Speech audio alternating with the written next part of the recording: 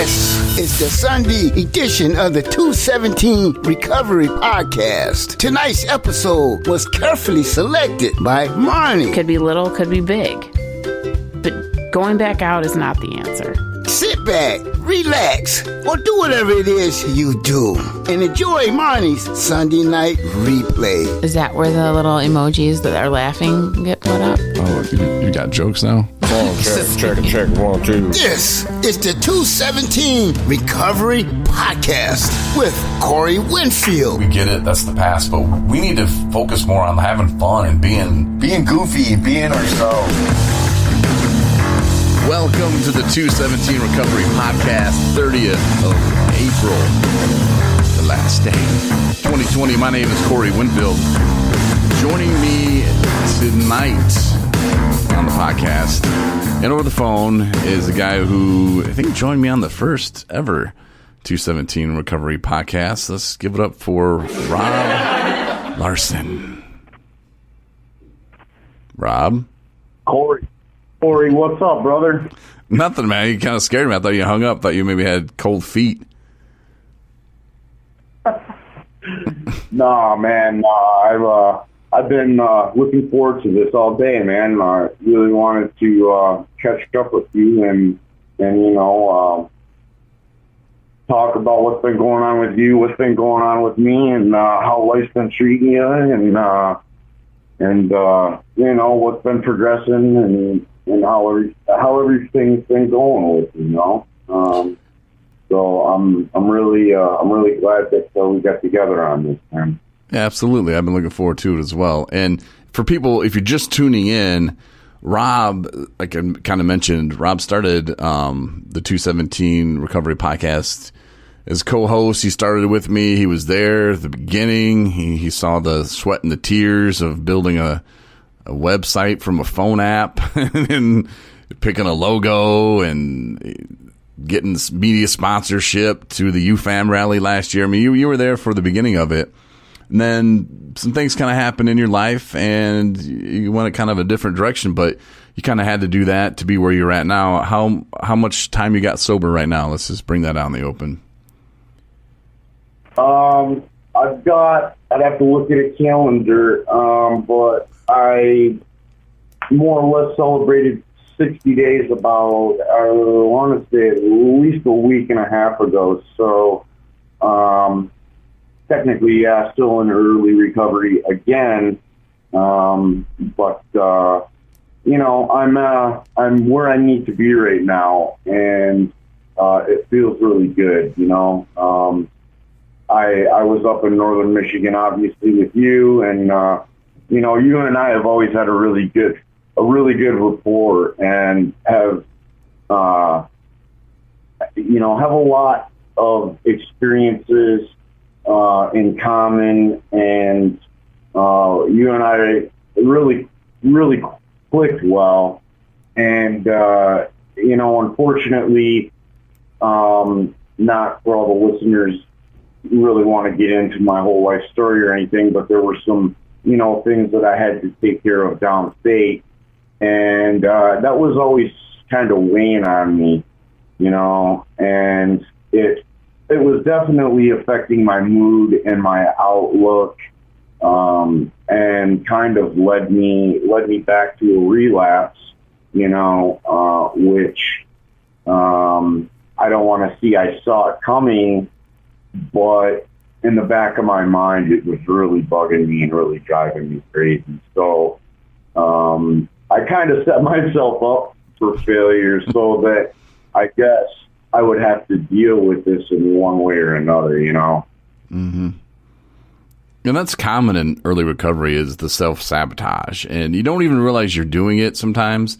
You look back at it and go, yeah, what was I thinking? Like you could have got on the bus and you could have left, without the relapse. But when you're in early recovery, when there's so many years in a row and so many days in a row of doing that, doing the stuff that you're doing to numb the pain and to escape, that's sitting there the whole time on your shoulder going, hey, I'm over here. Hey, I'm over here. Hey, I'm over here. Hey, how about now? Hey, how about now?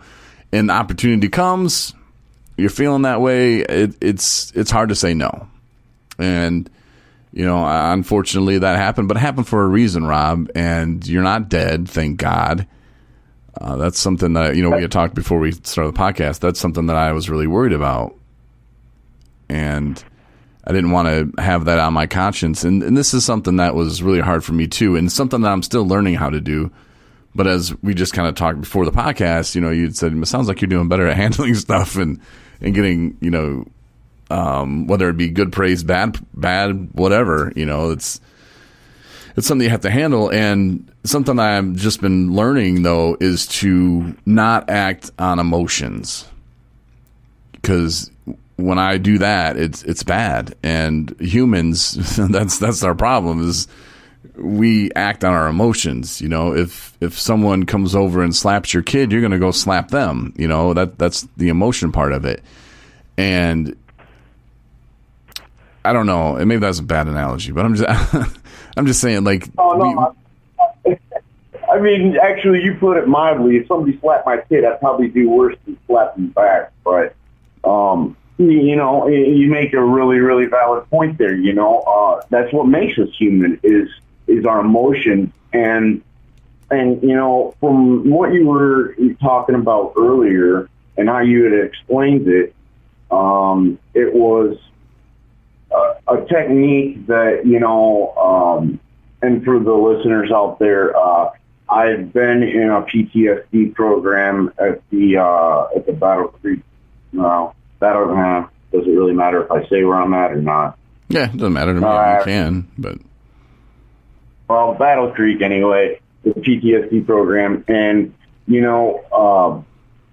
before I started getting into that whole mix, it's really brought a lot of things to light for me as far as handling situations, and realizing that, and this has been said so many times, it never really sunk in, but really the only thing that I can control is how I respond to situations, and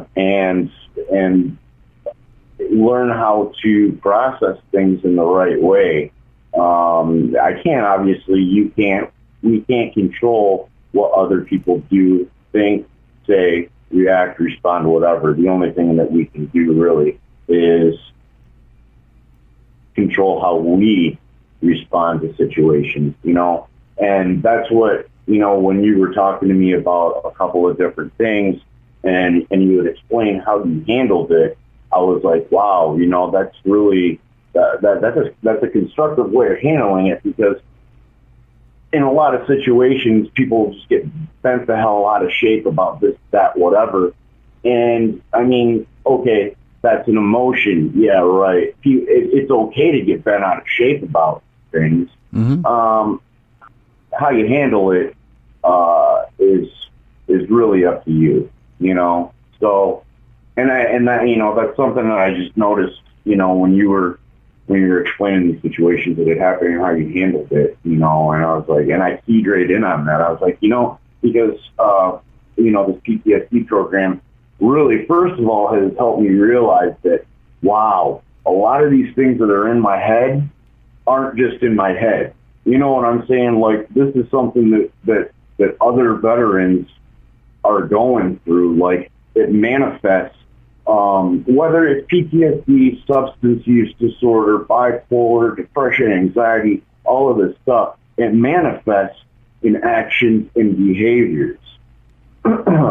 And I'm seeing a lot of other veterans that have had maybe similar experiences or totally different ones, but their PTSD manifests the exact same way that my actions have. And I'm like, holy crap. I feel, for lack of better words, I feel at home. I feel like these people understand, and there's no judgment, Mm-hmm. And it's like, just like, one drug isn't better or worse than another. Addiction is addiction. Well, from the aspect of post-traumatic stress, one event isn't better or worse than another. You can't really judge it like that. It's like it's something that affects an individual and their outlook, their behavior, their outlook, and how they respond to situations. And, substance use can also come into that, and does come into that a great deal, as far as changing our behavior, our outlook, and how we handle situations, So can you describe for me how you feel like when that moment, like you said PTSD, and you said that the moments, like, you can't go, oh, you were never in Nam, you don't know what it's like. Well, like you said, it doesn't matter what the event is. It matters that, hey, it happened, and this is what you're going through. Like, what is the feeling? Is it like anxiety? Is it just, I want out of here now? Is it? It's both. It's sorry to cut you off, man. You're good. Oh, it's both of those. It's a lot of different things. And the thing of it is, Corey, there's probably situations where that you run in, or bad experiences that you've had, where you may have a form of, because I'm not a psychiatrist or a psychologist, I can't, not at least not yet, I'm not, but I can't diagnose something like that, but I can tell just by talking with people that may have an anxiety disorder, depression, or PTSD, but it's just an event that changes, whether it's a car exploding in front of you, or a natural disaster, or combat, or sexual trauma, or anything that, really affects you. For me, you were asking, what happens to me. It manifests, the first thing that comes out is anger, because they don't debrief you when you get out of the military on how to respond to certain situations. They train you on kill, watch your buddy's back, kill, watch your six, kill, watch who's coming around the corner, kill, and this stuff's like just ingrained into you. So coming back into the civilian world was difficult for me because, I'll get into that later, but you were asking like certain things. As far as what manifests first, it's usually anger, because that is a secondary emotion that's based off of fear. Okay? And for a lot of people, it can be, and for me, low self-esteem, anger, sadness, guilt, and shame are a couple of big ones, and like I said, I see a lot of other vets, that are struggling with the same thing. And anger is probably one of the biggest ones, because that's what they drilled into our heads, that it's not, a situation happens, let's sit down and talk about how you feel. I mean, so your first reaction is, shoot, ask questions later. Not ask questions first, then hopefully shoot later if your own head hasn't gotten blown off. You know what I'm saying? Mm-hmm. So, and it helps being able to recognize a lot of these things that I've been struggling with. It's not just me making it up, and it's not just in my head. There's a reason why I've handled things in the past the way that I have. And, doing drugs and drinking, again, it's said so many times, is a symptom, not necessarily, I guess you could kind of say it's a secondary response or whatever, just like anger. It's a symptom of something else going on, Yeah. And, I think, for a lot of people, it may not be anger, it may be sadness, it may be self-esteem, it may be, like I said, just feelings of guilt and shame that you can't get over. I was talking to a buddy of mine here the other day. I won't say his name, but, he was talking about he had to, he shot an Iraqi woman that was pregnant. And he didn't know what was going on as far as if she had a bomb strapped to her or what, because he saw this bulge, and he had said to her, in Arabic, stop, halt, get back, stop, halt, get back, and in English, and they know English, what stop means, get back. We were over there long enough, they knew all this. So, and he yelled it to her, and fired a warning shot across her, and she still was coming at the convoy. So he ended up taking her out, and come to find out, she didn't have a bomb, she was pregnant. And so that's something that, he's been struggling with as far as like the shame kind of thing goes. And it's, a lot of other experiences like that, that just really weigh on people, regardless if you were in the service or not, just the deep-seated feelings of guilt and shame that are just so hard to get over, I've been learning tools in here to help address things like that, of the guilt, the shame, the anger, and better ways to handle it. And the biggest thing for me right now is realizing that I'm not crazy.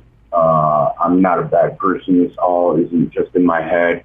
And there's so many other people, veterans, non-veterans, that struggle with this, So it's really helped open my eyes to a totally different light. And the longer you remain away from the drugs, the easier and the more clear the thinking becomes, and it is, and that's what makes it easier to realize what's happening. If somebody pisses you off, or you get that way, or something does freak you out or scare you, where you can realize, hey man, let me just take a minute. Let me just take a minute to myself here before I react to that. Let me just stop, and let me just get in my own head for a minute. Let me feel why I'm feeling this. Why do I feel betrayed? Why do I feel hurt? Why am I feeling this way? And then to actually process the feelings, why am I afraid? Okay, because of this and this and this might happen. Okay, is that going to happen? Am I thinking too far into it? But you can really break it down, and within 3 or 4 minutes, you still might be mad, but you still might want retaliation, but that time that you had to think about it, it's more clear on not really retaliation, but what move you need to make to correct that situation and make it better for you. Because hurting somebody else isn't going to make it better for me. Because then later I'm going to feel bad, like, oh, I shouldn't have said that, I shouldn't have done that. But here's what I did to make it better for me. And at the end of the day, this is a selfish program, and recovery is selfish, and recovering from other things. Sometimes, PTSD, I don't have that, but it seems to me like you would have to be selfish as well, and take that time for yourself to really get down to the matter of things before you react, and I think that's pretty much what you were saying, Rob, earlier about, how you act, and, you try not to react, but instead act. And I don't know if you heard a podcast I did the other day, and it hit me when I was at a meeting or something on Zoom, or I don't remember exactly where I was at, but somebody brought up coping skills. And the whole time they were talking, I just blanked them out. And I started thinking about coping skills and how I don't really think that they're good. I think that they're distractions. Like, oh, you're feeling like this. Oh, dude, this, that's a coping skill. Oh, I'm going to paint pictures all day. No, the problem's still there. Like, for example, the ex-girlfriend of mine, she made me mad, and she did some really crappy things, and I felt hurt. So and then I felt angry is what I felt, but I didn't realize that I was just hurt and felt betrayed. I'd go for a walk. I'll jog up the hill. I'll do all this, and that's a coping skill. That's a healthy one. And okay, I felt better for a minute, but Rob, I was still feeling hurt. I never dealt with it. So, I mean, putting a Band-Aid on it, and, I'm sure there's people that would argue with me about this. Oh, no, coping skills are great. And, I look at this podcast as a coping skill. But it's something that I really enjoy doing. I have fun with it, and I get to talk about it. So I guess it's not really a coping skill if I'm actually dealing with the problems that I'm trying to deal with. But I don't know, just going to paint a picture, I don't know, whatever people do, a crossword puzzle. Do a crossword puzzle. I just think that's I think that's a distraction, and I think that they should maybe be more careful with throwing just, get out your coping skills. It's in the book. Turn to page 8. That's what we're doing today. Coping skills. No, let's not force someone to knit blankets for their kids. Let's talk about something they're really interested in, and how can they get to the bottom of what they're feeling by doing that. A good coping skill, I would say, would be meditation, and followed by 10 minutes of writing in a journal about how you felt before you meditated, and maybe how you felt after. Maybe before you meditate, you're like, I feel angry, I want to do some stuff, and then after, you're like, hey, I still want to knit a sweater. Well, go ahead, knit a sweater. But I don't know, that's just something I was throwing out there to see, bounce it off you, I guess they'd say in the Navy. Maybe the Navy, yeah. Right. Well, you know what? And actually, I just wanted to, hey, Corey, want to take a second. I got my buddy here, Eric, man, he's Army too. Just wanted to say, hey, what's up with my buddy Corey? Corey is Eric. Hey, what's Corey, up, how you doing, brother? I'm doing great, man. How are you? Real good. I've been listening to you outside of Rob's door like a stalker. Well, great. I was just going to talk. I've done the PTSD treatment. I got out in 2007. I was Iraq, Sadr City. Just listening to you guys talk, it's real good. I like these podcasts. How do I get involved, man? Send the check to Corey. No, no, just keep hanging out with Rob. He'll fill you in on how to get involved. But it's something I don't know if you have heard about our friend Jamie. Rob and I were in treatment together, and so was Jamie. And it was when we were in treatment, we were like, hey, we're going to do this company. We're going to start it. This is what we're going to do. And we did it. And Jamie wants to be involved too. And Jamie's a vet. And I really think, that's something that 217 recovery is absolutely missing. And it's not for lack of trying, and it's not because, it's not Rob's fault. It's not Jamie's fault. It's nobody's fault. But I just think maybe the pieces weren't in place, just yet. But I would love to get like a military connection, with 217 recovery. And, there's a lot of people that I think that could be helped with that. And when we go out and do speaking events, I think that's going to be, the more people we can help, the better. And the more people that can realize, hey, look, these guys are talking about it. It's okay. Corey Winfield, he's a cool MFer is what they think. Rob Larson, he's pretty cool and he's okay at golf. His science skills suck. But, other than that, Rob's pretty cool. Jamie, look at this hard-ass old Marine, he's badass. And if he's up on stage crying, I can too, damn it. And we want to change the face of recovery. And recovery, there's so many aspects. And recovery means something different to every single person out there listening right now. Everybody's recovery is different. But if we can change the face of recovery and how people treat us, and how long you been sober? 60 days. Oh, great. How long you been sober? 16 months. Great. How are you doing right now? How are you doing today? And we're not bad people. We might have done some stupid things in our past, but we were just hiding from our problems. And when we get to that point where we can accept that and move on and move forward with it, we're great people, man. We can contribute so much to society. And I'm tired of, I was trying to get into this driving business the other day. Actually, I've been trying to do it for a couple months, but they told me, well, because I had a DUI or OWI, that I can't do anything like that with them for 5 years. And at first I was pissed, and I wanted to send off an email, just tell them to F off. But then I started thinking about it, and I thanked God for giving me the opportunity to get that email back. And then I went out and just started to apply for the license myself. So now 217 Recovery is going to be a licensed transportation company, and we need to work for anybody else. So it was like one of those doors shut, and I could have been like, rah, but instead I was like, okay, let me think about it. Great, cool. Let me just sidestep and keep going forward. And it's those little stupid little laws out there that are like, oh, you had one OWI, now you can't for 5 years. Really?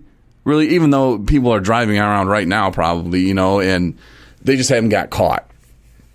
And the way I got caught saved my life. So, I don't know. Anyway, Eric, nice to meet you.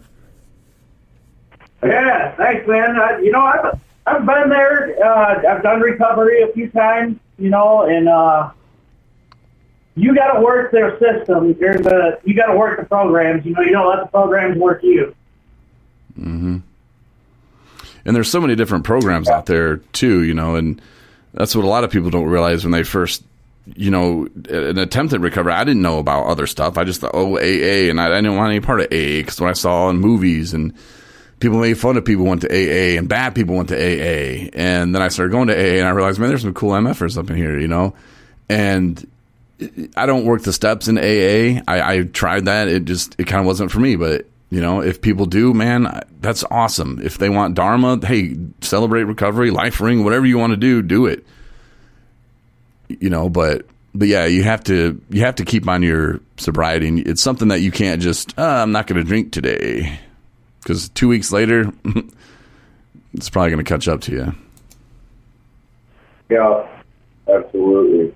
Yeah.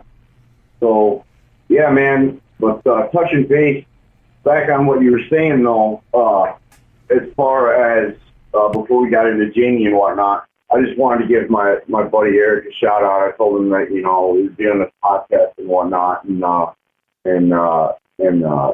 just wanted to give him a little introduction to. He's in here with me, and I've been teaching him, trying to actually improving his golf swing. He's really cranking the ball. So, but we're in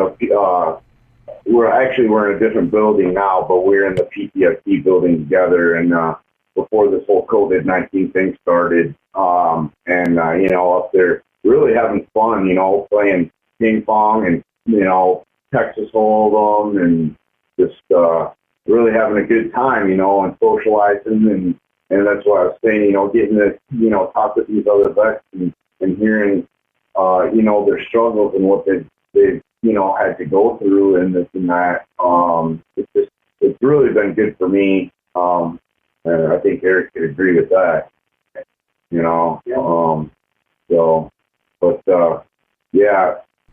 rewinding a little bit though. Hold on a quick second, Corey. Yeah. You want to get no, what I'm done. You guys order a pizza over there? KFC, man. Oh, do they deliver? They do DoorDash, but it's just ridiculously expensive. Man. It's something else, man.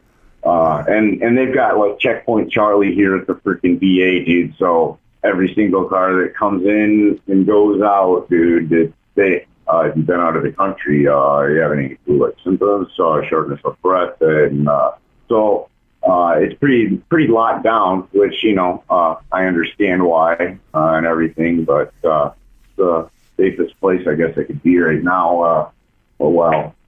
As they say, as everybody's saying right now, stay in your homes and this and that. We won't get into the COVID-19 thing yet, though, Corey. But no, man, I really wanted to touch base because you were throwing some stuff out there. Could you recap on that really quickly, man? I don't remember, man. I talked a lot. Damn.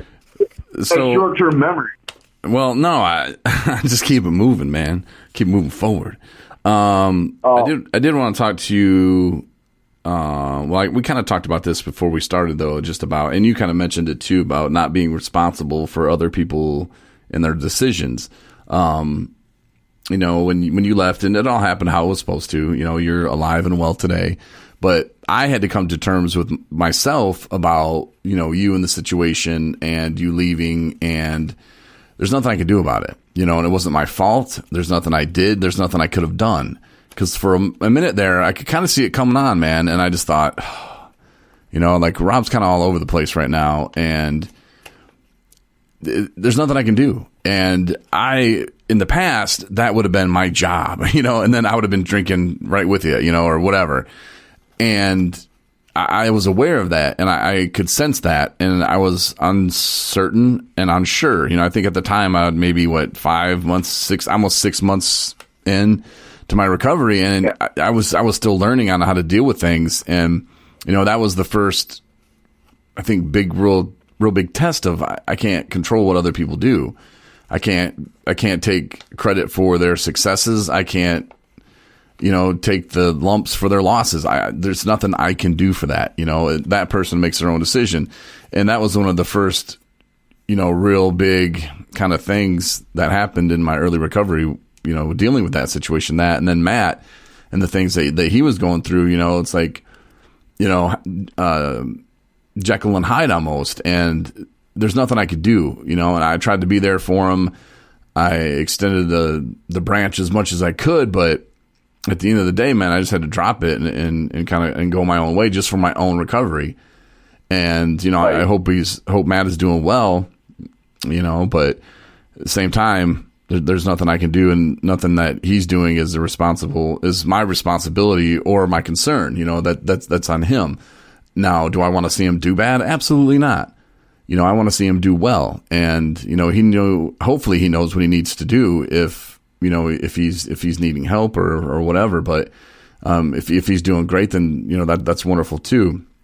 And same thing with Ryan, what he went through and what went on with him, it was just like another one of those things where he's making decisions for himself. That's not my fault. That's not my concern. My concern is, with moving myself forward in my recovery. And, once you kind of start learning how to deal with those kind of things, and again, once you build that sober time up too, it's a lot easier to kind of deal with things. Now, you still have the emotions coming at you. When the guy that was paying you to manage his house, a minute ago is now telling you you're not welcome back here anymore. Oh, believe me, I wanted to fire off an email.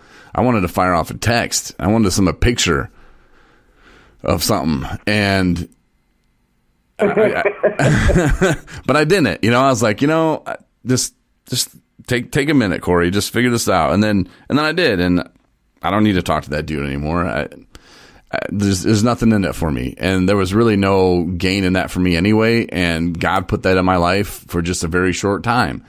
And I learned a lot about myself just from dealing with other people and realizing what stages they're in and learning how to kind of move through that and not baby them, because you'll get some people like, oh, well, he's in early recovery. He doesn't know he's supposed to put his bowl in the sink and wash it himself. I mean, no, you're a grown ass man and you can wash your damn bowl and put it away. No, but there's so many people out there that think, oh, well, he's just in early. No, he's not coming out of mental brain surgery. He's trying to learn again, but nobody was holding him accountable, and part of that is that. And one thing that Jason at Nathan's house was really good at is he didn't play favorites. He said, "Here's the line. Go ahead and try across it, and if you do, I'm going to show you what's going to happen." And I really liked that at that house. The other house, it just kind of went down fast, and there's none of that accountability. It's more about, oh, well, I like that guy, so let's play favorites. And, I was probably guilty of that too with Chris. I played favorites with Chris a lot, but at the same time, Chris will tell you, I'll bust his balls. I pissed him off one day because he was telling me he was trying so hard, and I looked at him and I was like, well, first of all, trying doesn't work. You either do or you don't. And this whole trying thing, apparently you still need to try harder. So how about you just start doing it, And, he was so pissed at me. He didn't talk to me for like 2 weeks. And, really? Yeah. And everybody, they'll say, Chris is Corey's boy. Well, and Chris. What was that? I said, you must have struck a chord then with him, you hit pretty close to home on something then, and that's probably what he needed to hear. Yeah. And, I think he was just wanting me to go, you're right, Chris, you've been such a good boy. And he was and still is doing great. I'm proud of Chris, and he's a friend. I consider him a really good friend of mine. But at that time, though, it was something that he needed, and I wasn't going to sugarcoat it. I wasn't going to, throw him off the roof either. I was just going to explain it to him. Well, that's not going to cut it, man. Do it or don't. You got time to do this, but you don't got time to do that. That's where your problem maybe coming in. I don't know, but yeah, he was mad at me for a couple weeks about that. But you know, it is what it is, and it's just that sugarcoating it. It just, to me, doesn't really get you too far. And I understand. And Jamie's taking it the other way. Have you heard what he wants to do on the podcast? No, I haven't, dude. But I could only imagine coming from Jamie, man. This guy. I love Jamie, man, but I don't know. And I kind of had to talk with him like, Jamie, like that's great. You want to hold people accountable. And he wants to call it brutally honest. When he started explaining it to me, I think that's great, you know, to be brutally honest with your emotions and your feelings. And, you know, especially if you get a bunch of, you know, military guys in a room and you guys are brutally honest. I'm like, I'm digging it. I'm loving it. But Jamie turns it into, no, I want to call MFers out. I want to call people out in the meeting and say, hey, man, I saw you drinking the other day, you know. And, well, no. I was like, first of all, Jamie, that's not your responsibility. You know, like they call it taking other people's inventory. That's not your job. Yeah, but we got to hold them accountable. Somebody has to. I'm like, yeah, that's not what we need to do, Jamie. You know, that was like, how many people do you think are going to show up to your meeting? First of all, if they're in active addiction, they're not coming back. They're not going to be there. And then the last thing they want to hear is your old ass up there yelling at them and trying to hold them accountable, you know. And I kind of spun it in his direction. I'm like, well, Jamie, I think you've been drinking all week. Well, I haven't been. Well, I think you have been. Let's get brutally honest. Well, I haven't been. Don't tell you. I'm like, no, you wouldn't. And so I just kind of like started playing it on his game, you know, and he didn't like that very much. But I like the brutally honest part of it, though, about getting your feelings out there and just being able to, like you said earlier, look around the room and go, I'm in the right place. These people are my people. You know, they get it. They know exactly what I'm going through, and I know what they're going through. And you know, just take a deep breath and just sit back and take it in, you know. I think that would be a great meeting. And sure, if somebody comes there and you want to hold them accountable, sure. But I don't think that should be the main thing of it, you know. Like, it's not a reality TV show. Yeah, because, I mean, the message will get lost, dude, you know, and it'll just become a pissing match at that point. But, you know, and the thing of it is, not, you know, sugarcoating shit is not somebody's job that really cares, you know. And I'm realizing that, you know, if somebody's calling me out on something, it's because they really care. If I'm looking at it the right way, you know, because I've got to look at it like, okay, is it constructive criticism or are they just bashing? Am I taking it the wrong way? You know, these are all these things that I'm like actually starting to pick up and relearn because my outlook on things has been so skewed because of addiction and dealing with addiction and the PTSD factor and everything that goes in with that. But, you know, like, you know, you were doing calling people out. To me, that's telling me this is somebody that cares enough to try to say, hey, listen, you know, this is the way it is, regardless if you like it or not. This is the way I see it from my standpoint. I may be wrong. I may be right. However, this is what I'm seeing. Take it for what it's worth, you know. And, I mean, if you start ridiculing somebody or going at them like that, it's like you've lost them, you know. And like, they're not going to come back to your meeting. I mean, they're going to be like, oh, what the hell? You know, I could get this from my girlfriend or wife or, you know, that probably wasn't right to throw that out there. But, you know, I mean, you go there to, you know, you go to meetings, you go to whatever form of recovery you use, a holistic approach to gain something out of it and get a better understanding of yourself. And like you had said earlier, you know, recovery is a selfish process, and it's the whole thing about it is selfish. Well, you know, I guess you can call it that, but I'm not really looking at it as selfish. I'm looking at it like I'm doing what's right for me because I'm the person I have to go to bed with at night. I'm the person I have to live with the decisions I make.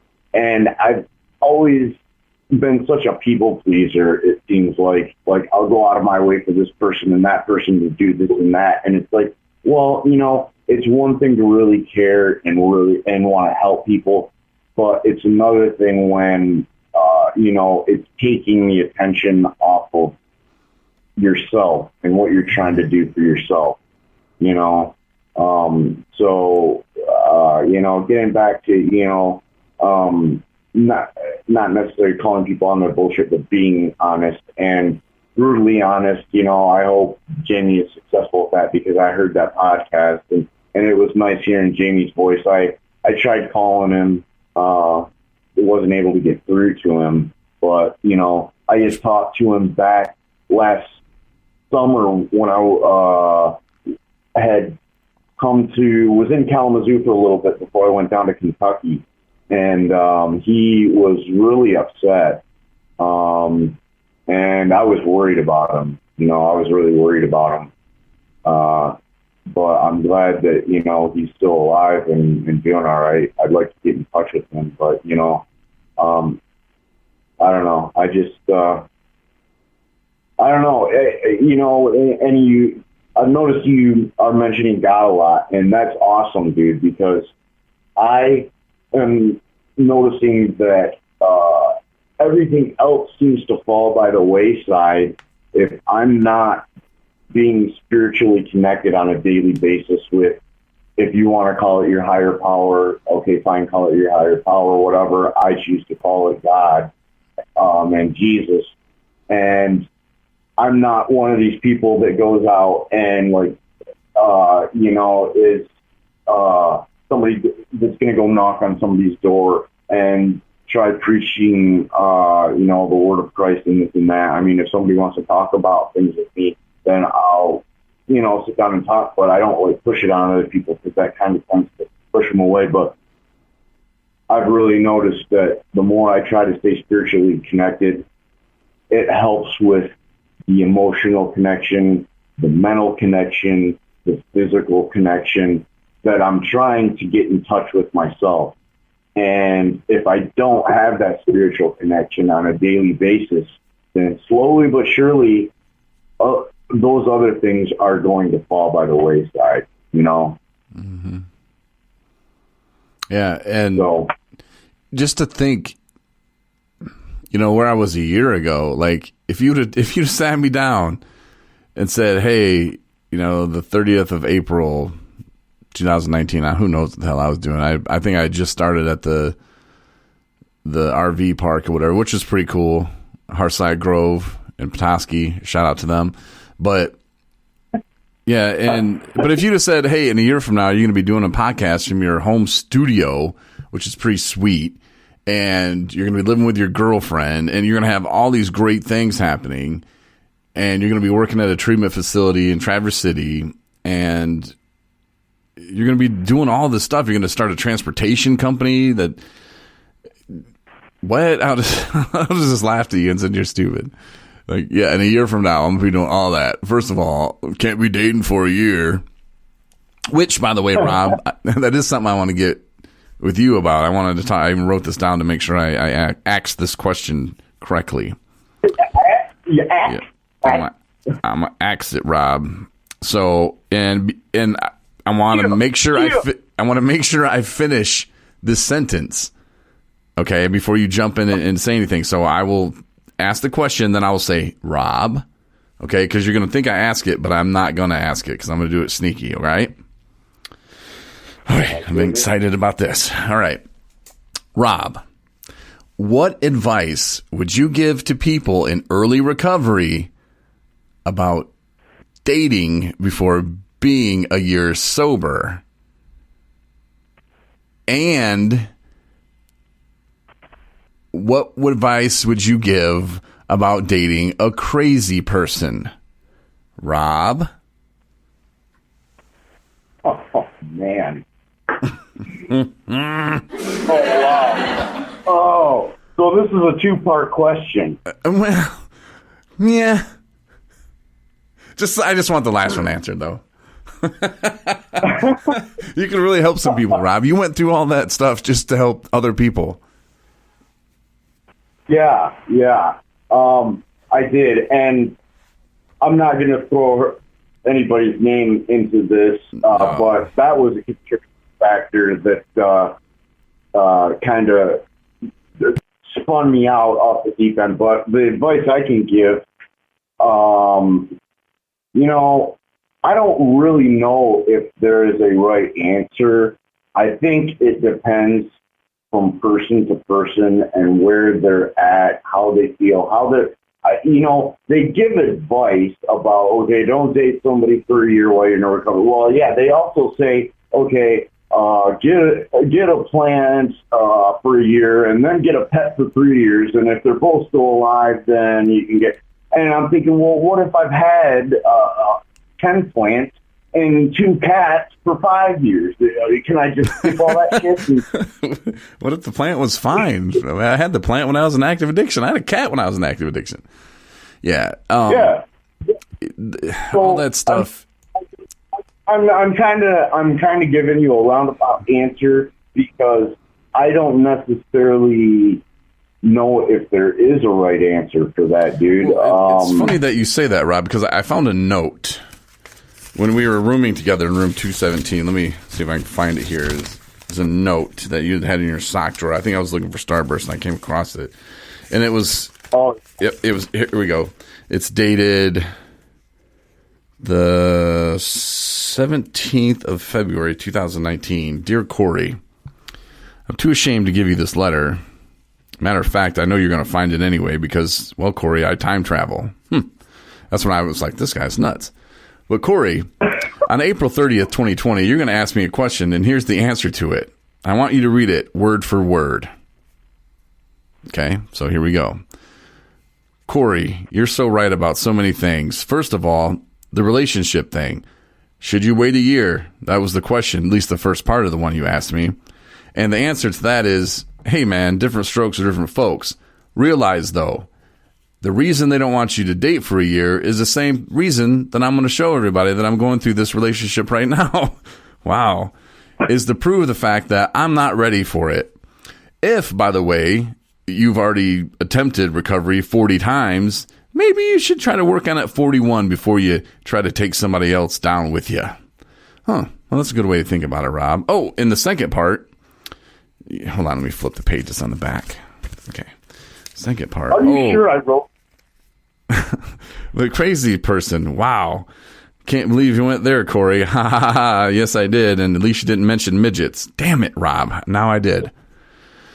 The things you told me you were going to do. Okay, let's skip over that. Okay. And then back to the crazy person. Okay. The crazy person just goes to show you how unstable I really was and probably shouldn't have been looking for that kind of relationship with that kind of person anyway.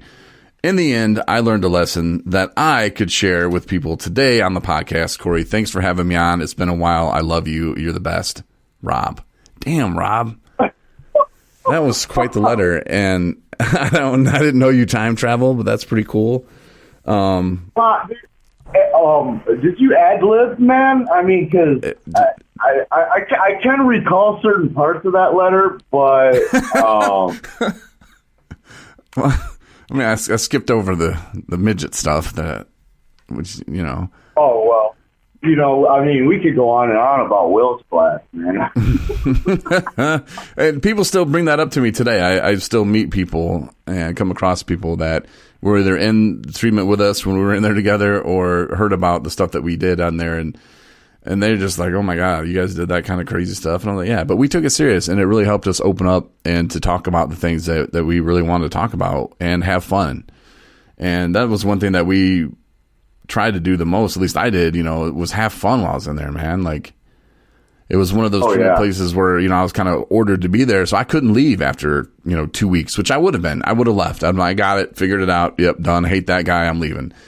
But instead I was forced to sit there, and I was forced to be in a room with Billy, who I absolutely hated. He was just a waste of time. He was a waste of time. He was a waste of everybody's time in there. And I saw right through him. And, you know, those are the kind of people that I stay away from. And that's just what I choose to do. And that's for my own recovery and my own peace of mind. But when you're in a place like that, you have to learn how to deal with those things, because you're going to come across people in life that you don't like, that you would like to just move on from. And sometimes, you know, you work with them, you know, sometimes they're in your family, and you have to learn those kind of skills. And that's some of the skills that apparently was lacking, but I did kind of pick up along the way. So those were good things, but you know, it seems you reached this point in your foresight and your insight.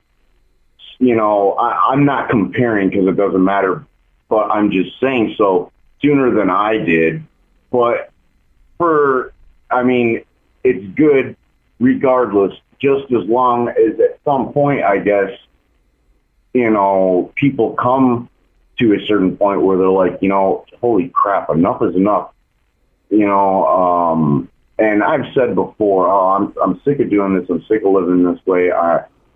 You know, and for one reason or another, I went back, you know, and that's just how tricky the addiction really is. You know, it will get you. And I recall in one of your podcasts, you know, you had said you had went into a grocery store or gas station or something, and you had walked by the cough syrup, and you're like, hey, well, you know, hey, I could, you know, drink one of these or whatever. Nobody know. And you're like, well, yeah, no, but I would know, you know, and, you know, it seems to me like, you know, you really, and it shows. The proof is in the pudding, man. You are doing these things, you know, you're not maintaining, you're doing really well with this podcast, and you're helping other people. And I think that's a key factor that a lot of people have,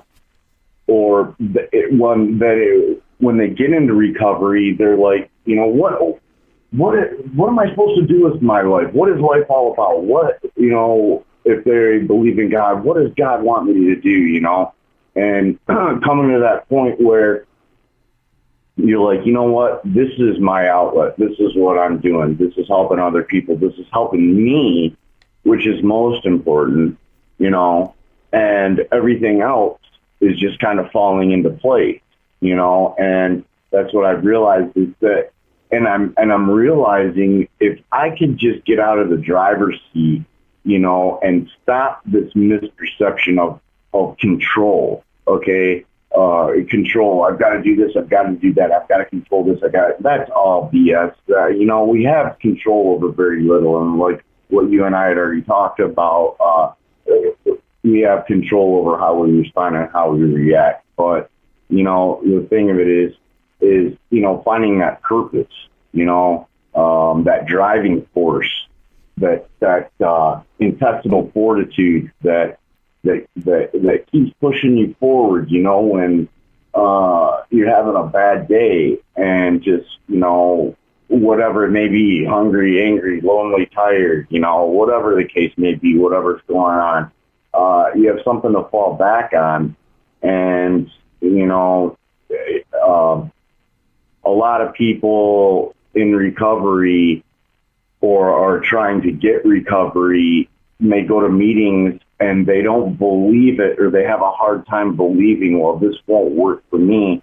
And I thought that at one point, but the thing of it is, I see it working in other people's lives, and I see it working in your life. And that's inspiration to me, and that's inspiration to other people that, hey, this does work. This can work. I can have a meaningful life. I can have the nice things that I want out of life. And that, you know, that really goes a long way.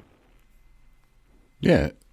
And you just have to believe, man. And just like you said, having that spiritual relationship, having that relationship with God, just in whatever God you want to call it, whatever. I know my God, and he works great for me, you know, and in fact, I'm going to keep him to myself, you know, so he's too busy answering my prayers right now. But No, but that relationship with God and that believing in, yes, he wants me to be happy and he wants me to do great things. And that's why I asked him. There's a guy that we were in treatment with. He's from Battle Creek, or just a city outside of there. And he posted, hey, I'm going to come up there and see you guys soon. It wasn't for like a, hey, let's get lunch visit. It's probably because he's looking to get out of wherever he's at now, and hopefully he wants to get help. But I told him, what you're talking. Yeah, you know what I'm talking about. Well, I told him, I was like, look, man, thank God that I asked the right prayer. When I was in jail the last time, I made a Aaron Hernandez joke, which I thought was a joke. I thought it was funny because they asked me how I was feeling. I'm like, well, am I going to go in there and Aaron Hernandez myself, and lady looked it up, and Aaron Hernandez killed himself in jail, in prison or whatever. So the Bam Bam suit goes on. I go into this stupid cell by myself for like 4 days out of the first 8 that I was in there at the same time. They threw me in there, give me this little Bam Bam suit, no pillow, no blanket, no padding, just concrete. And I just sat in there, man. And I remember when I was in there, I asked God, please make this be the last time I ever drink. And, Lord, show me the purpose that you have for me. And it's really weird and kind of creepy. Coming up in June, it'll be the 10-year anniversary of my grandmother's passing. And she would always tell me, Corey, you're going to do something besides this rock radio. Like, God has something bigger for you. He's got something better planned. And I was like, Grandma, I'm not going to do Christian radio. They wouldn't hire me. Listen to my demo tape. They're not going to hire me. And I tried getting into Christian radio. I thought maybe this was right. Maybe this was what Grandma was talking about. But, she was adamant about, no, I'm going to use my skills the way God wants me to. And she was so crazy about it. Like, I don't know. I just like, Grandma, I don't know how many times I tell you, I'm not doing Christian radio. And maybe this is what she kind of thought. Maybe, I don't know. She just kind of knew, and it was really weird. And now that I'm kind of doing things, this is the first time I even really thought about that. But, I did ask God, though, when I was in jail, back to that, to, show me my purpose and just let me learn it, Lord, and lead me on my way. And that was like the beginning of a bunch of different prayers that were answered and had been answered. And, pray big and find that something. And if you don't know what it is, ask God. He'll lead you in the right direction. But it's an amazing life, Rob. And I never would have thought in a million years I'd be where I'm at now. Now, do I live in a mansion on the beach? No. And that's fine. I don't need that. I have a roof over my head. The light bill's paid. I get to watch Survivor. My kitty cat's here, having bad hair days, which is really weird. And, I get to talk to you. I get to see my nephews. And I don't know. Life is great, Rob. I mean, it really, really is. I don't have a lot of zeros in the bank, but I got a few. Thanks, Trumps. But that's my dog right now. But yeah, and it all works out how it's supposed to, man. And it's crazy. And if you want to break it down and try to explain it to yourself, you're going to drive yourself nuts. And if you're trying to force things, well, this is what I want. This is what I want. This is what I want.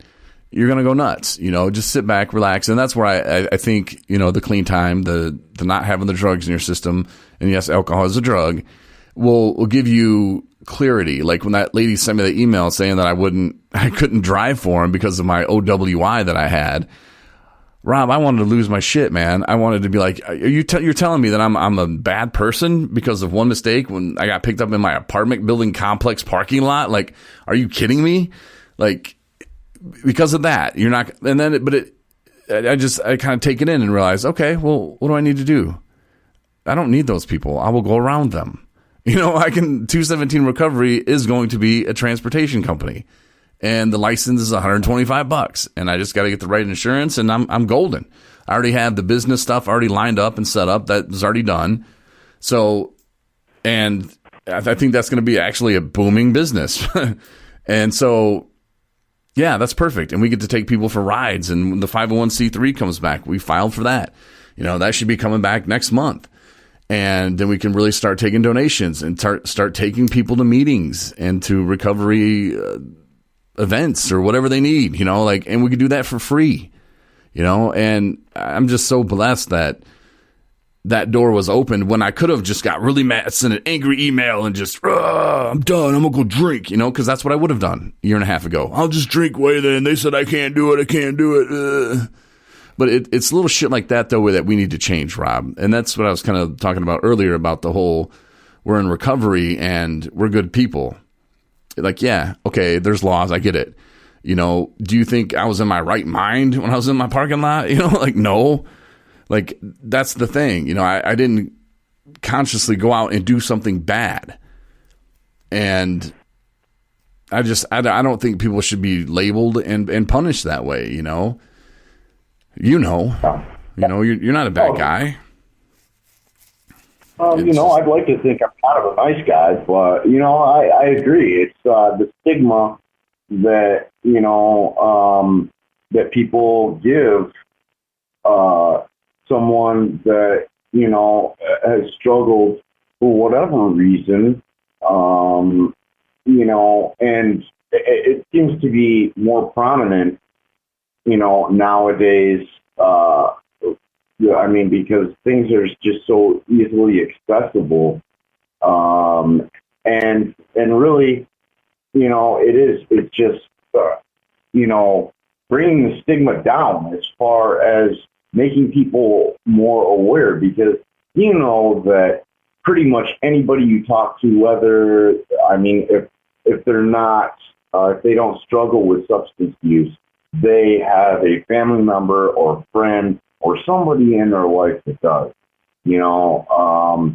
and it's really just trying to make people more aware that, breaking this down, and let's get scientific, Corey. Hey, that this, this is a disease. It's a disease of choice. Broken down. It's just something fundamentally goes wrong. Whether it's something that it's a biological predisposition off the get-go, or it's, life experiences, or, a number of mental illnesses, or whatever, which, addiction just compiles on that and makes it even worse.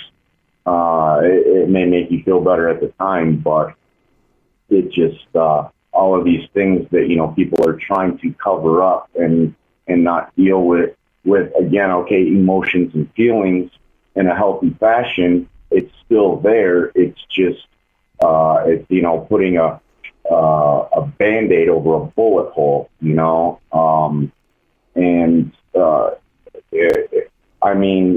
it's just, a better, making people more aware, and people that you wouldn't even think that are in recovery are, and it's people that really are respectable members of society or part of a city council, or have a lot of clout or hold a lot of weight, and they don't come out enough. I'm in recovery or whatever, but and a lot of people wouldn't know that unless they ask. And once they find out, does it make them think they're a lesser person? Well, I don't know. I can't answer that for everyone, but getting back to that first part of that letter and that question, I'm all over the place here, Corey. I did kind of have the same answer, didn't I? Maybe. I already filed it away in the system. I don't have the letter anymore, but What, did you burn it? Well, yeah. No, I didn't burn it. I just filed it away. Okay. The first part of it, I think I had said different strokes for different folks. And kind of the answer I gave you tonight was, well, I don't really have a right answer for everybody because it all depends on the individual, and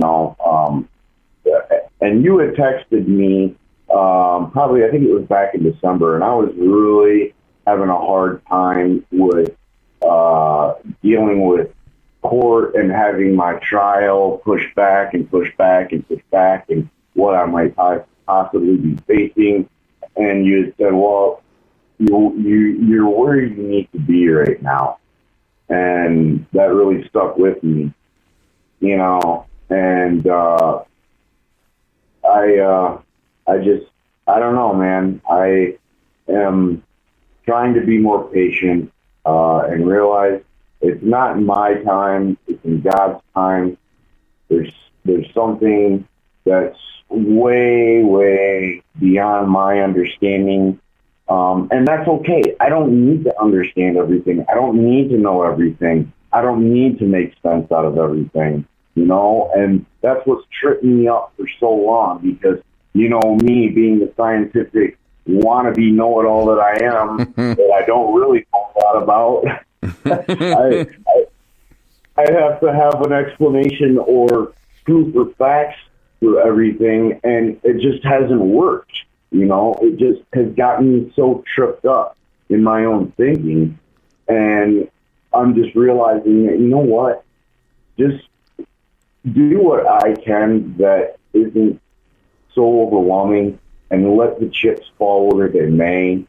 And that's what I've been doing. And I think a lot of people in recovery get to that point where they just, like what I said earlier, get out of the driver's seat and let God take over. And, you know, just see a lot of good things happen. And so, you know, I really have to go with that, man. You know, just trying to take a step or two back and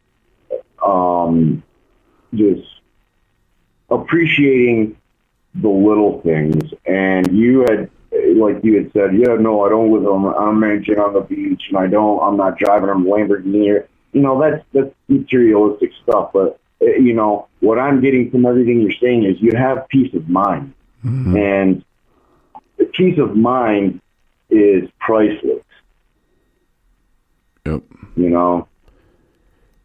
And I think a big part of this journey that God has me on right now is pure. It's the things that I do and the reasons I do them. You know, first of all, I do the podcast for myself. It keeps me sober, and other people tell me they like to listen to it. So there you go. Win-win. But, you know, the things that I'm doing that want to move the company forward, and, you know, I say company, but we're a nonprofit, you know, and yeah, you can make money, and yeah, there's a position for me as executive director, and it pays a salary. It's not six figures or anything, but it's something that, you know, I can live on, and I'm not making a dime right now, you know, but I think that's what makes it pure. And, you know, doing the things that I've been doing and going the places that I have, you know, that's money out of my pocket. I'm not a rich guy, but I still do them. I want to learn more. I want to help more. I want to get better. And, you know, if I was sitting here getting paid, you know, I'd listen to some of these other podcasts, but not for very long because they suck. But they're plug-in recovery centers, and oh yeah, well, go see them, and oh, I'm going down there next week to do the show live.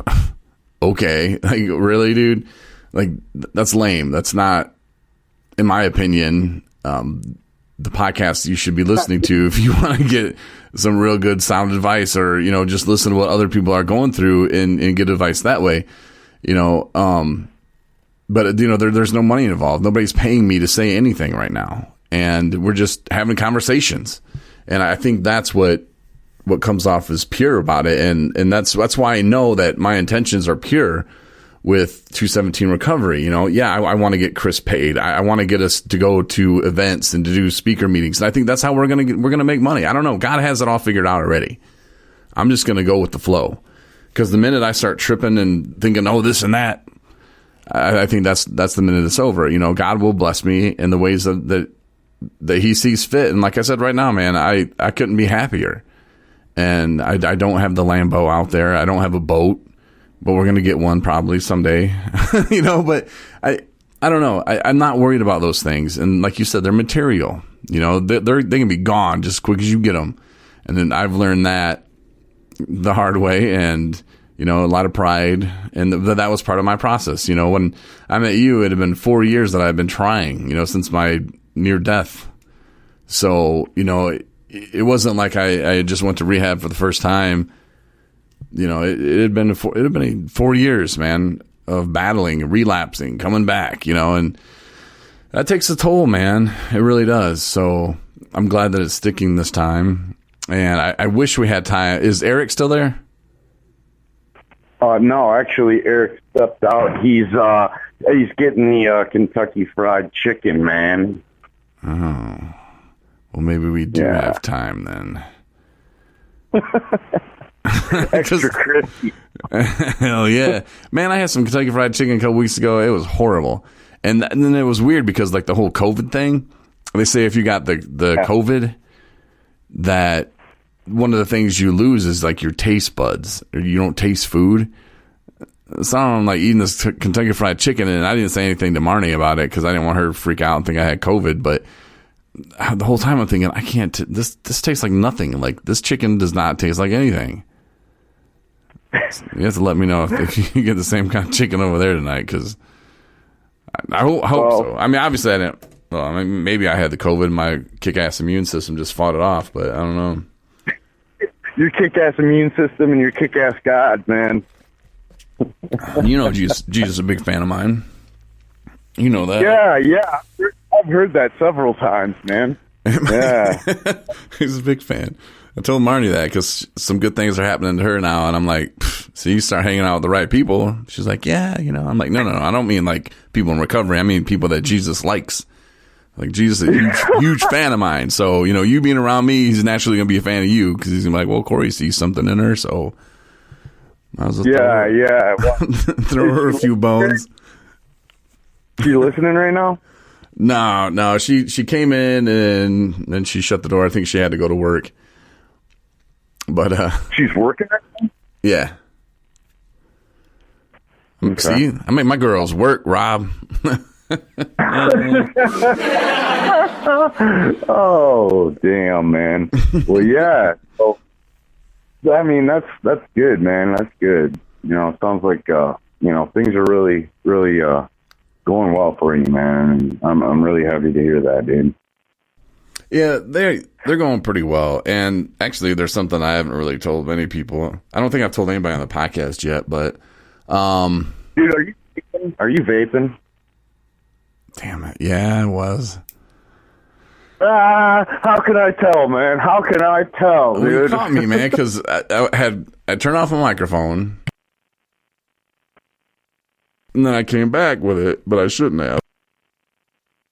Well, see, I should have came back like this, and then you would have known. Well, I don't know. I've heard you enough that I can pick up on those little things. So yeah, that maybe was somebody obvious. else. That was obvious, Wow. but No. But no, I'm pretty sure I told you. I'm positive I told you that we were expecting, and then we got the news that little guy didn't make it. But that was one of those moments that we had to just kind of sit back and realize that God had a purpose, and that it happened for a reason. And now that we backtrack through it, at least I can in my life, and go, this happened, this happened, this happened. Because it was at a point where I didn't know what to do. I had given my commitment to the Sober Living House as manager for a year. So I know I really liked this girl. There was, me, I like to overthink things, and I like to do pros and cons. And I'm like, early recovery, probably shouldn't date a year. I'm going to be bad for her. And I just start making reasons that I couldn't be with her. And then, I don't know, just was like, okay, well, I told her, I was like, I don't think I can give I can't give you what you want. You want somebody's going to love you, this and that. I'm a really busy guy. I don't really sleep. I go to bed at like 12:30, 1, 2, and I don't know. I got a lot of things going on, and I was just trying to make excuses to kind of like not be the bad guy. And then she comes with the whole, hey, guess what? And obviously, and Rob, me, how much I want to be a father, and I want a family. And I was so excited. And I thought, okay, great, this is awesome. And then, then it was time to like, okay, well, we're going to move forward with this. And she said it really showed her a lot about me and the true me of like, I didn't run from it. I was excited, and that showed her a lot, that she's like, yeah, I want you to be the father of my children. And, that was great. And we decided, hey, let's move in together and let's make this happen. And then as we were kind of deciding, well, what do we do with that? And then all of a sudden, then the whole, hey, I'm only going to have, one manager and this and that. And I'm like, perfect. You gave me an out, bro. Like, thanks. See ya. I don't have to fulfill that commitment. And the whole time in the sober living house, I'm telling the guys about, hey, if you say you're going to do something, do it, got to stick to your commitment. So I'm like, man, I'm going to sound like such an ass, but God freed me from that. And now we live together and things are great. And, if that didn't happen, we wouldn't have been together. We would have probably, who knows, but it had to happen the way it did. And, I thank God for that. And I cherish it, and I don't look at it as a bad thing, and neither does she. Those things happen all the time. And it was nothing that we did, nothing like that. It's just one of those things. And, we're going to try again. We've been trying a lot, Rob, you know what I mean? Sexual relationship. Oh, I know what you mean, man. So, I know what you let's take a minute to say hello to her father. He listens. Hi, what's up? So yeah. But see, the thing is, you brought that up. Like, well, you've done it before, Corey. I remember you saying that in the past. Like, it's like, I mean, I'm not gonna, call you out and say, oh, scared of commitment or anything like that. But what you were saying as far as, well, this and that, I got this going on. I don't know if this would work out. Like, I mean, I've heard you say that before. But and I didn't know about what you had just told me. So, I mean, I'm sorry about that, man. But like you said, things work out, or things go the way they do for a reason. Thank you. Mm-hmm. And I mean, and I don't even like using the word cope, because you touched on it earlier. I don't necessarily like using that word a lot, but it sounds like you handle it really well, man. And keep trying away. Keep trying away. Hell yeah. But it is weird to think about it that way. And yeah, it was emotional, but at the same time, if I were to look back at it and say, well, none of this would have happened and I wouldn't be with her, and I do love her. I am in love with her, and I think she's a great person, and I think she compliments me very well. Like, I could have lost that. It's one of those times where, and I'll say this quite a bit, God will jerk you back on the road if you're getting off of it, and it's kind of like what he did when I got the OWI. Like, I didn't drink and drive very often. I mean, at all, hardly. I mean, I got my liquor and I locked myself in the house. And for some reason, here I am driving around, no idea why. I guess I don't remember. I had liquor. I didn't even have my wallet with me. I don't know where the F I was going, and it didn't make sense. It's like God put me in that car for a reason, and he made sure that I didn't kill anybody or do anything stupid, and he put me on the path that I needed to go down to be where I'm at right now and doing the things that I'm doing. And it's like me trying to say, well, no, I can't. Like you said, I got a problem with commitment, and I'm afraid a lot. So, by me trying to push her away, and he's like, whoosh, get back here. Nope. That one's yours. Like, that's the one, idiot. And sometimes you have to be that blunt with me and that obvious with me. Otherwise, I don't get it. I'm like, oh, okay, whatever, man. So I think that was something that had to happen. And, that's cool. That my junk still works, and you're still swimming, man. Yeah, bro. That's what I do. So, I mean, it is what it is. And we didn't beat ourselves up over it. And we're looking forward to the future, and maybe God was like, no, you guys got a lot of other stuff to do right now. Now's not really the time that I'm going to bless you with children. But, you're going to at least be together, and the children will come at the right time. So that's what I believe, and a lot of trying, Rob. Lots of trying. Yeah, man. And, with what you're saying, dude, it sounds like that there's a lot of acceptance, that's coming in there, as far as, well, yeah, this is the way, it is.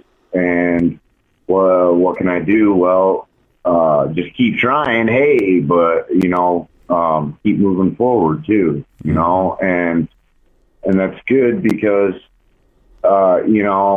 like I said before, again, man, the proof is in the pudding, dude. And when you see certain things going on, and you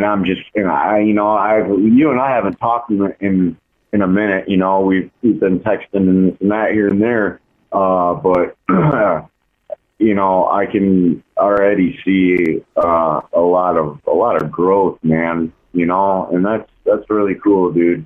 And it just shows me that, Corey's doing something that's working in his life. And others just need to kind of get to know themselves and what they want, and call it being selfish, call it being self-aware, or getting to know yourself. That's really, really important, and being comfortable with yourself and not doubting the decisions that you make if you try to make the right ones with a clear head. So sometimes you may not get the outcome that you expected or wanted, but if it's coming from a genuine place, things, tend to have a way of working themselves out, and, just saying again, just getting out of the driver's seat, man. I can't say it enough, and letting a higher power, whatever that be for people out there, that there's something greater going on, and just kind of letting go for a lack of better words, just kind of letting go of all the pressure that we put on ourselves, man. We really put a lot of pressure on ourselves to, in this day and age, to whether it's, people that want materialistic things, or people want to be successful or have a lot of money or whatever. Again, it all comes back to just being happy with yourself and not second guessing yourself all the time, and, because I used to get all worked up about, well, did I say something that might have offended somebody, and this, that, and I'm coming to the point where it's like, well, if I did, I didn't necessarily mean to, but if that's the way they took it, well, I guess that's kind of on them, if they want to talk to me about it, okay, that's fine. I can sit down and have a constructive conversation as adults do, but I can't. Somebody, not everybody's going to like me. I'm not going to like everybody, that's okay. That's okay. I'm okay with that. Yeah. The whole self-awareness thing, man. And selfishness, I guess, in a way, yeah. So. Well, I'm going to let you get off and eat your chicken, but before I do, Rob, I'm going to tell you that sexual relationship. I feel that pressure, and I'm going to keep feeling that pressure. I'm going to keep plugging away, Rob, and I'm going to let it go. Yeah. Oh, sexual relationship. Man, keep trying. But and we'll talk about the Earth and the Sun another time. But it was great to have you on, and we'll have to get you on again soon. Thanks for bringing Eric with you, and just tell Eric. I don't know if he's back there yet. I don't know. Anyway, no, he's probably hoarding all the chicken. He's probably gone, man. Or actually, probably ate all the chicken left me. You know, he pulled apartment on me, man. Oh, you like that dark meat, though. So no, but just you know, tell his family about us, tell his friends about 217 recovery, and he can help us that way. And love to have him on, love to meet him. But do your thing, and we'll talk to you soon, Rob. Thanks again for coming on. That's Rob Larson. Rob, appreciate you.